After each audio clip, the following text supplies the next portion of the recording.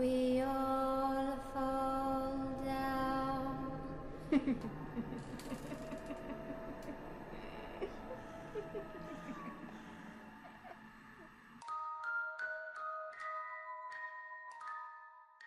Bonsoir à tous mes petits monstres.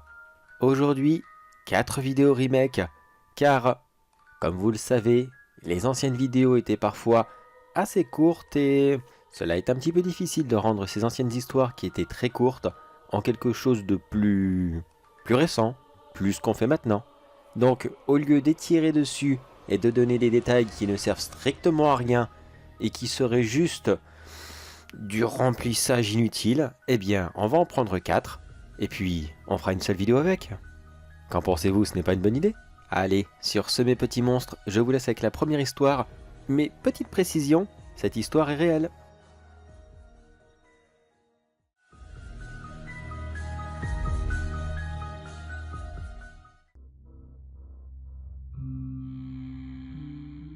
Cela s'est passé il y a plusieurs années maintenant. Une dame qui avait tranquillement acheté une plante dans un magasin a reçu une bien drôle de surprise. Elle faisait ses petits achats comme d'habitude. Cette dame étant très amoureuse des plantes, cela a été limite un petit train-train quotidien. Elle se permit de faire l'acquisition d'une plante assez rare, très coûteuse, et surtout très exotique. Le genre de plante qu'on ne se permet de prendre qu'une seule fois dans une vie car le porte-monnaie n'est pas spécialement d'accord, et surtout, la place qu'elle prend est monumentale. Heureuse de son nouvel achat, elle l'installe directement dans son salon. Et le premier jour, elle n'y touche pas, avec les recommandations de son fleuriste. Le lendemain, elle commence à l'arroser, mais celle-ci a une drôle de réaction. Au lieu d'une banale plante habituelle qui savoure juste son eau, celle-ci se met à trembler. Oui, oui, à trembler.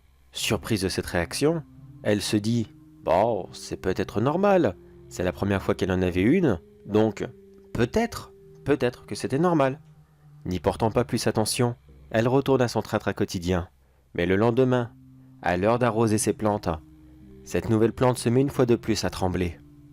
Une nouvelle fois surprise, mais se disant encore « Bon, cela doit être normal », elle n'y porte pas attention, et ce schéma se répète plusieurs jours de suite.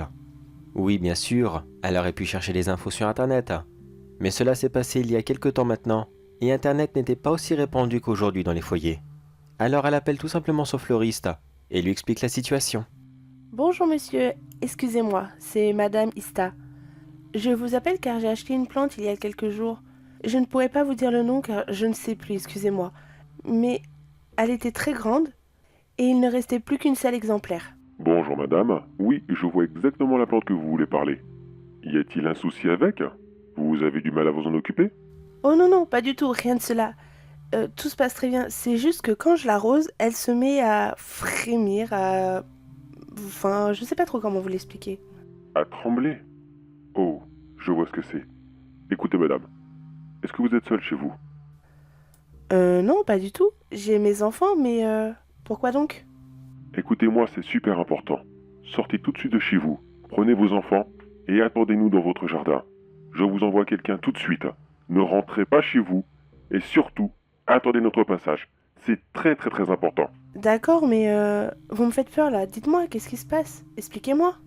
On vous expliquera sur place, mais surtout, restez dehors et attendez notre arrivée. Et pendant 30 minutes, la petite famille attendait tranquillement que les employés du magasin arrivent. Une fois sur place, ils demandèrent rapidement à la dame où était la plante de la maison, puis ils s'empressèrent de la récupérer. Une fois la plante retirée de la maison et la famille en sécurité, l'un des employés dit à la mère « Eh bien madame, on peut dire que vous avez une sacrée chance. Figurez-vous que dans votre plante, il y a en fait un nid de migale qui vit dans le pot. Et à chaque fois que vous arrosiez la plante, à chaque fois vous les dérangiez, et cela faisait trembler la plante. »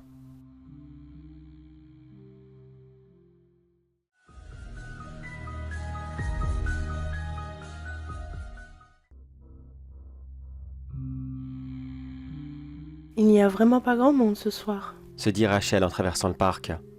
La nuit est très fraîche, mais il faut à tout prix passer par ici. C'est le chemin le plus rapide pour aller à son travail. Mais cette situation la mettait extrêmement mal à l'aise. Premièrement, se promener de nuit n'est jamais quelque chose d'agréable. Deuxièmement, les travails de nuit sont toujours si irritants. Rachel le détestait. Mais bon, c'était ça ou rien. Et en ce moment, tout était bon à prendre. Et surtout, la troisième chose est très certainement la pire pour elle. Dans ce parc, il y avait quelques animaux, mais surtout un cygne. Un horrible cygne que Rachel détestait au plus haut point. Pour elle, cet animal était un mélange parfait entre sa peur des oiseaux et surtout cette peur des animaux très agressifs. Je pense que vous aussi, vous avez déjà rencontré un cygne qui était comme cela très protecteur. Plusieurs diront sûrement « Oh, ça va, c'est qu'un gros canard ». Détrompez-vous, les cygnes peuvent être très agressifs quand ils le veulent, surtout quand ils protègent leur nid. Et ce soir, oui, c'est la période où les œufs vont bientôt éclore et où l'animal sera le plus agressif. Alors elle traversa timidement le parc. Elle avait presque atteint le bout de celui-ci, pensant que ça y est, la sale bête allait l'ignorer pour une fois. Mais malheureusement pour elle, la sale bête l'attendait au bout. Mais pourquoi, se dit-elle? Pourquoi cet animal ne veut pas me laisser tranquille? Mais ce soir, le cygne réagissa avec une extrême violence. Au lieu de simplement hurler sur Rachel, comme il le faisait avec tout le monde, celui-ci se jeta sur elle. Et avec l'effet de surprise, mélangé à son immense carrure, il la fit tomber sur le dos, et il commença à la picorer au visage. Cela est quelque chose d'extrêmement désagréable, et assez douloureux. Après un ultime combat contre cet animal, Rachel réussit à le repousser. Il fallait à tout prix qu'elle traverse le parc. Même si son instinct lui disait de faire demi-tour, elle ne pouvait pas se le permettre. Elle décida tout de même de continuer sa route. L'animal la prit en chasse sur plusieurs mètres, mais il se découragea rapidement. Peut-être que Rachel venait de sortir de sa zone. Peut-être que ça y est, c'était bon. L'animal se découragerait et que la protection de son nid passerait pour une priorité. Mais dans le doute, elle se cacha dans un buisson. Elle se blottit dedans et elle attendit quelques minutes pour être sûre que la sale bête était partie. Ou au moins, qu'il ne la poursuive pas. Quelques minutes passèrent et Rachel était très anxieuse. Car oui, l'animal pouvait revenir. Mais son travail, lui, il ne l'attendrait pas. Alors à contre-cœur, elle sortit de sa cachette et elle décida de reprendre sa route. Mais juste avant de partir, à l'instant même où elle sortit du buisson, elle entendit une voix derrière elle lui dire « Merci beaucoup. Moi aussi, j'ai très peur de ces sales bêtes. » Elle n'eut que quelques instants pour se retourner, puis elle vit cet immense homme, vêtu d'un très grand manteau noir, brandissant une machette dans sa main. Il frappa Rachel au niveau de l'épaule, et celle-ci, sous la force du coup, tomba une nouvelle fois sur le sol. Complètement effrayée et désemparée, Rachel ne pouvait pas bouger. Elle voulait pourtant s'enfuir, hurler, n'importe quoi, du moment que quelqu'un puisse venir l'aider. Mais non, elle était complètement tétanisée par la peur. Cet homme se mit au-dessus d'elle, et il rit à gorge déployée, en pensant très certainement à tout le mal qu'il allait lui faire. Puis il la frappa de nouveau, encore et encore et encore, à plusieurs parties différentes de son corps. Une fois le torse, les bras, les jambes. Il ne voulait pas qu'elle meure trop vite. Il voulait juste s'amuser avec elle. Un bien drôle de jeu, je vous l'avoue, mais chacun son style. Il arrêta cependant son horrible besogne, car il entendait quelque chose au loin. Le cygne, il était de retour. Il n'avait pas arrêté de poursuivre Rachel. Non, il était juste un peu moins rapide qu'elle, devant la vue de cet animal qui ne cessait de se rapprocher. Le mystérieux assassin relâcha tout sur le sol, et il prit tout de suite ses jambes à son cou. Comme quoi, s'en prendre à une dame, c'est facile, mais vouloir faire face à ses peurs, ça c'est une autre histoire. Qu'importe si vous êtes grand, intelligent, beau, musclé, toute personne a peur sur Terre, et cela on ne peut pas le nier. Et pour la pauvre Rachel ce soir, qui resta en vie encore quelques instants, eh bien, la dernière chose qu'elle aura entendue de toute sa vie, ça sera son chant du cygne.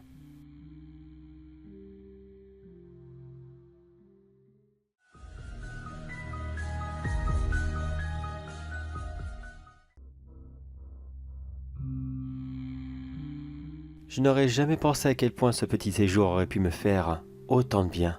Vraiment, c'est incroyable. Surtout après les périodes de merde que j'ai connues. Vraiment, j'ai été pas très gâté par tous les événements de la vie. J'ai perdu quelqu'un de proche, mais je ne vais pas vous embêter avec ça. Laissez-moi juste vous expliquer quelque chose de très important.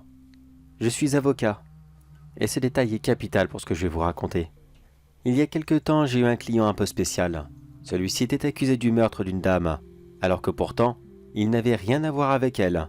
C'est juste que la police avait trouvé des empreintes de sa part sur quelques meubles ici et là, mais petite précision, c'est d'ailleurs le détail qui nous a fait gagner, car les meubles en question sur lesquels ils avaient trouvé ces empreintes, sans être vraiment sûrs à 100% qu'il s'agit des siennes, car elles avaient un petit peu d'âge, eh bien tous ces meubles étaient d'occasion et achetés très récemment.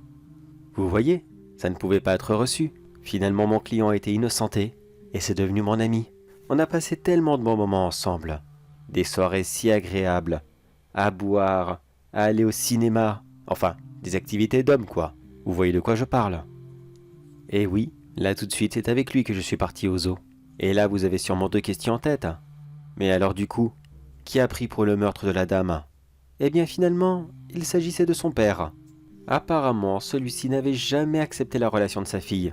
Donc du coup, il a préféré s'en débarrasser plutôt qu'être déshonoré. Oui, je sais, c'est moche. Je l'avoue. Et que voulez-vous? C'est vieux jeu, c'est les clichés, c'est comme ça. Quand on sort d'une famille un peu spéciale, il faut s'attendre à avoir des règles, traditions, coutumes, appelez ça comme vous voulez, mais elles aussi seront assez spéciales.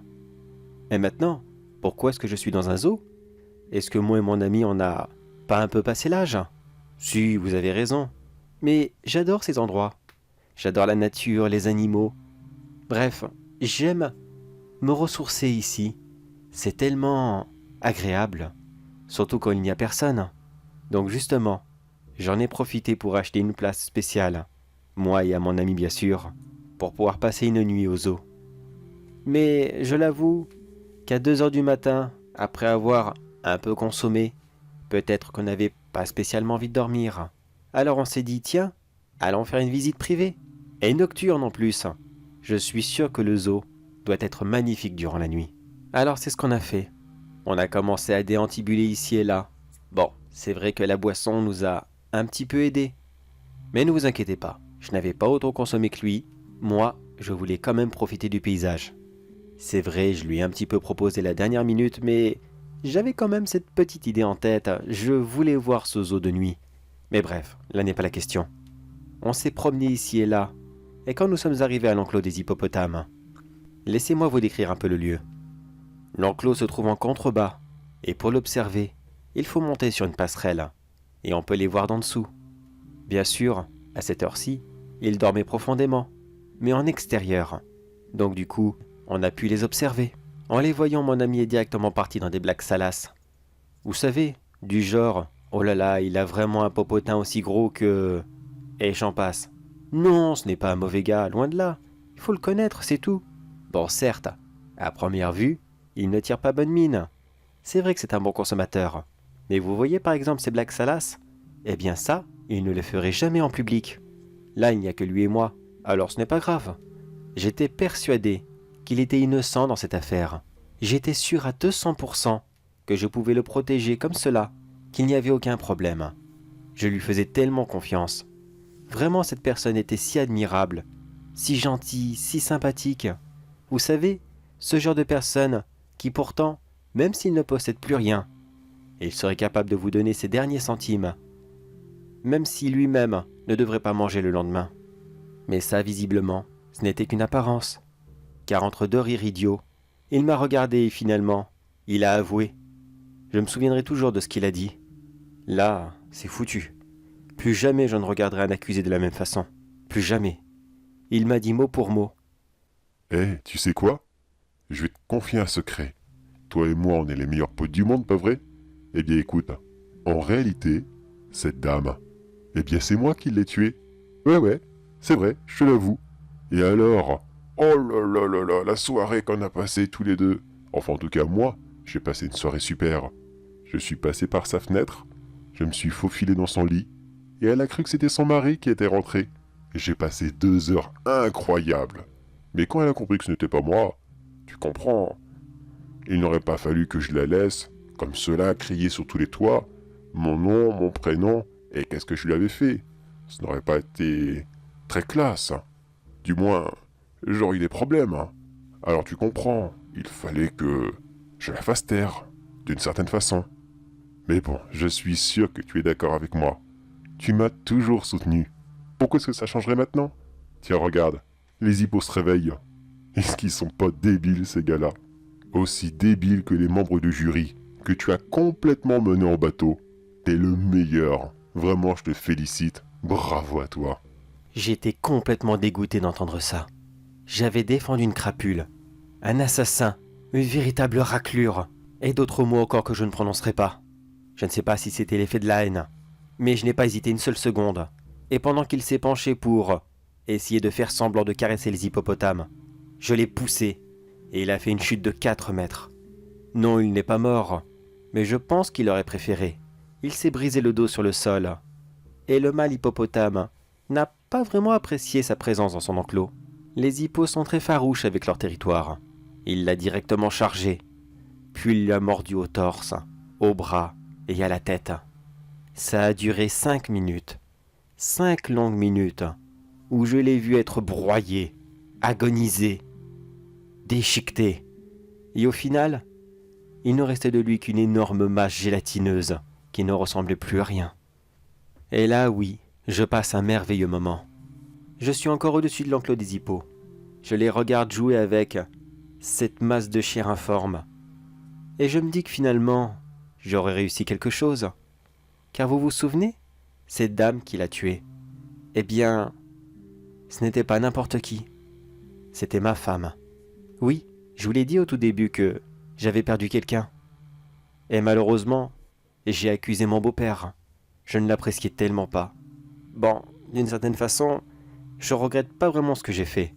Et puis, c'est peut-être bien mieux comme ça. Je n'ai pas pu sauver ma tendre épouse, et ce que je viens de faire ne la ramènera pas. Mais au moins, elle est vengée. Et ça, c'est vraiment le plus important.